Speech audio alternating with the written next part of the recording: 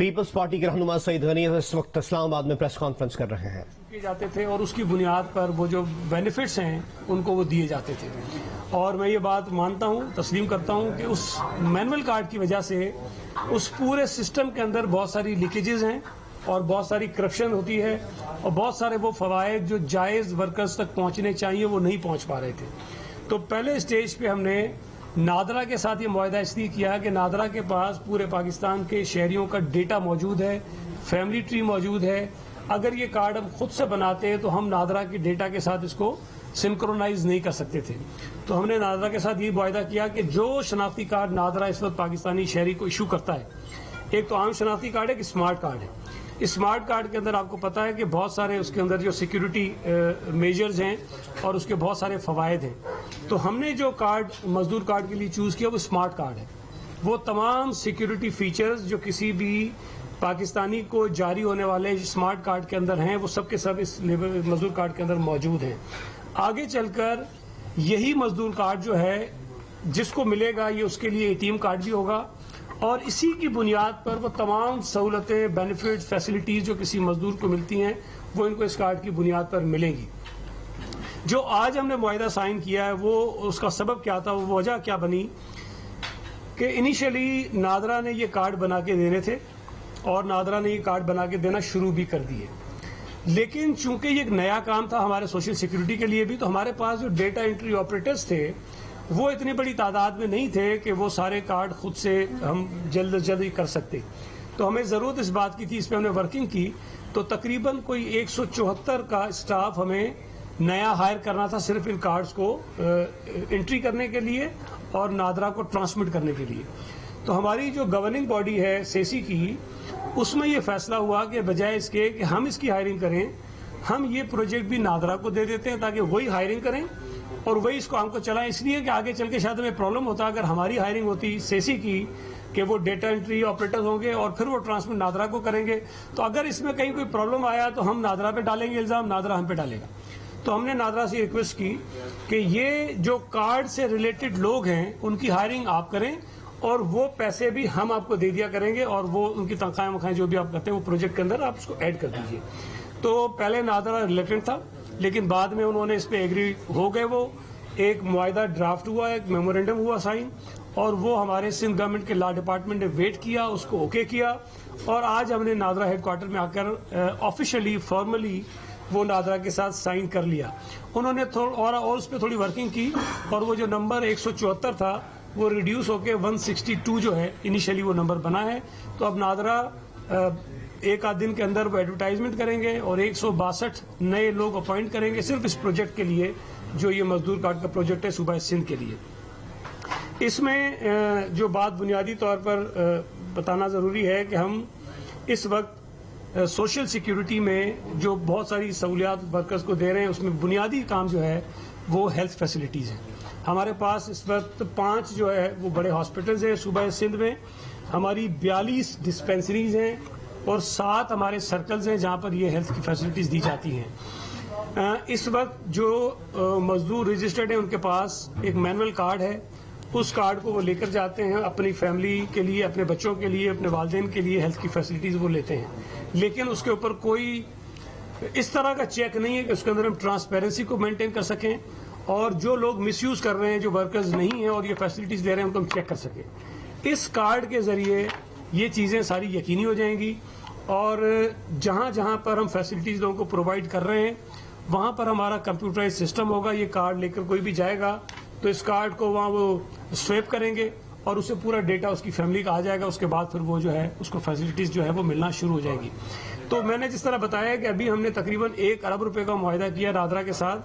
تو یہ میں بتاتے ہوئے بھی مجھے خوشی ہو رہی ہے کہ یہ 1 ارب جو آپ کو ہمیں بہت لگتا ہے بہت بڑی اماؤنٹ ہے، لیکن اگر یہ کام ہم کر جاتے ہیں تو شاید 1 ارب سے زیادہ پیسے ہمارے سیو ہو جائیں گے جو لیکیجز کی وجہ سے نکل جاتے ہیں سسٹم سے اور غلط اس کا استعمال ہوتا ہے.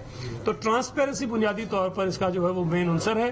اور دوسرا جو اس وقت ہمارے پاس 6.25 لاکھ ورکرز ہیں وہ تعداد جو ہے وہ ایکچوئل تعداد نہیں ہے.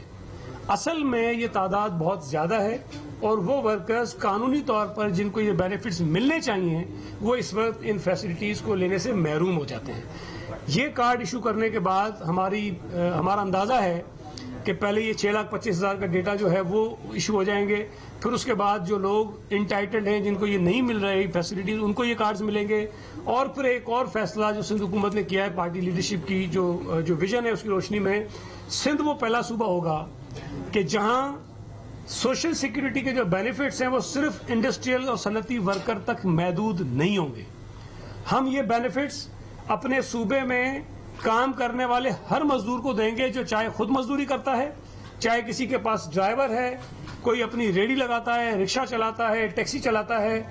ہر وہ مزدور جو اپنے آپ کو مزدور سمجھتا ہے وہ یہ مزدور کارڈ لینے کا انٹائٹل ہوگا، اور اس کے بعد وہ تمام بینیفٹس جو ہم کسی بھی رجسٹرڈ ورکر کو دیتے ہیں یہ بینیفٹس ان کو ملنا شروع ہو جائیں گے.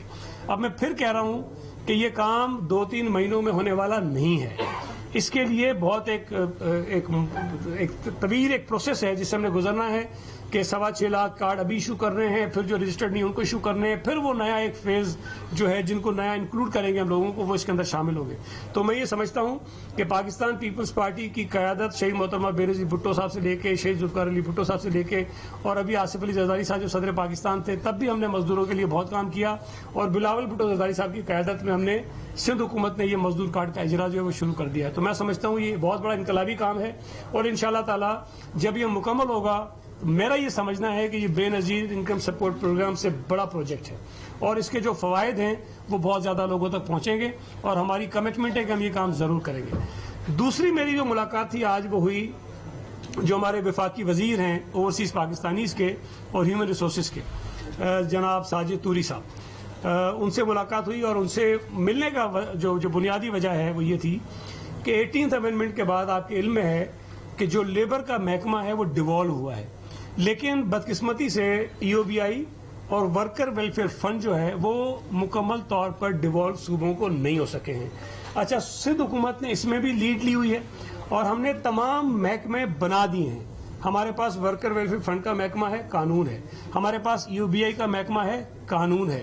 ہم نے سندھ ورکر ویلفیئر بورڈ کا نیا قانون بنا دیا. ہم نے سوشل سیکیورٹی کو بہتر کرنے کے لیے اس کے اندر ترامیم کی ہیں.